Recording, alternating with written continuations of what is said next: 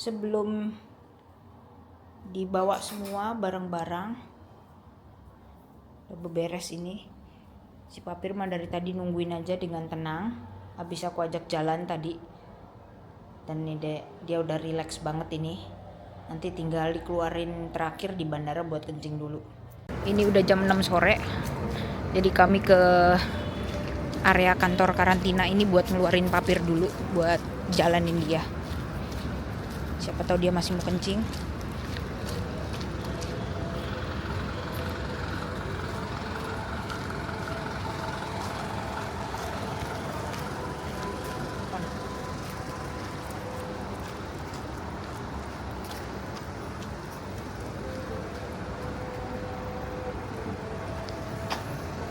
Karena penting banget ini.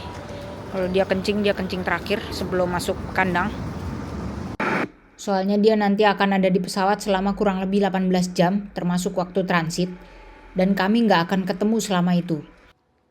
Nah, di sini juga sekalian janjian ketemu sama tim Groovy untuk mereka siapin kandangnya. Yang kesini ini di lapangan adalah Pak Damian dan satu temennya, aku nggak tahu namanya. Ini berdua yang bantuin siapin kandang dan sebagainya. Jadi nanti kandang ini dibenerin dulu, pintunya ditempelin stiker, dipasangin kartu. Di atas kandang ada identitas juga tambahan.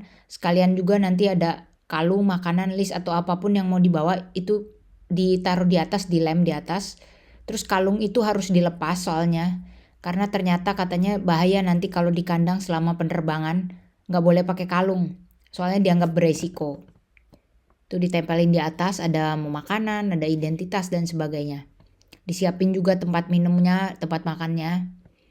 Nah, setelah dari kantor ini nanti kami menuju ke Terminal 3 keberangkatan internasional. Ini ke Terminal 3 nih kami, keberangkatan internasional. Nah, udah dari sini nih udah nggak bakal lagi Papir boleh keluar kencing. Kalau bisa malah cuman di kandang terus walaupun kandangnya belum dipatenkan dikunci. Cuman udah nggak boleh lagi keluyuran di dalam terminal nanti.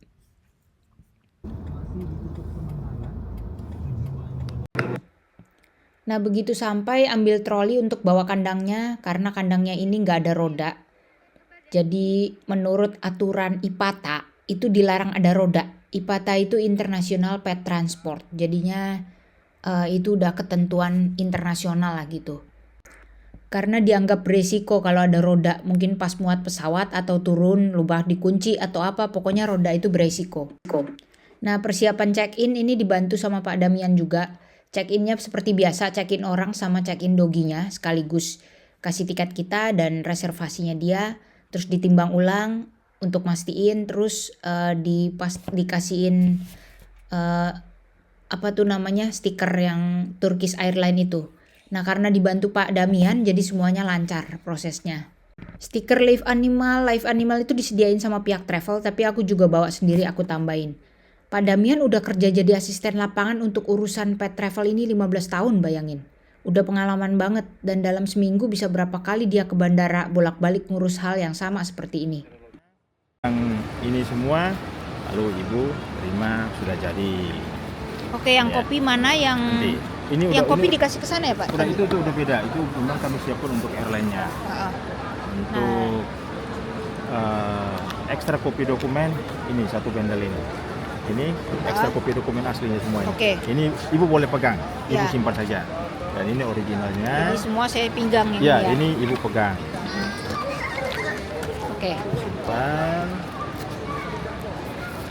Lalu nanti Ibu bisa ikut saya ke sana untuk ada kalungnya Bu ya tadi ya. Kalung, makanan, mangkok, mainan ada ya, terus kandang. Oke, saya bisa dulu tanda tangan di sini.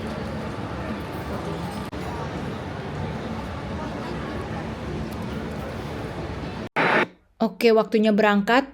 Udah nggak bakal bisa buka kandang lagi. Ini diantar Pak Damian ke area access baggage. Nah, nanti kalau udah di depan situ, udah pokoknya nggak bisa lagi untuk ngakses hewannya. Dan kandang semua udah ditutup, diikat pakai tali tis. Jadi kalau hewannya stres, tetap nggak bisa minggat dia.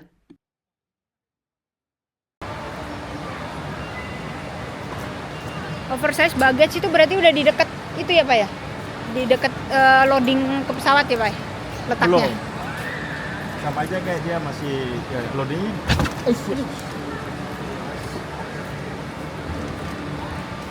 Dia punya begitu di sini Bu untuk loadingnya. Oh. Nanti baru diambil porter untuk pesawat. Okay.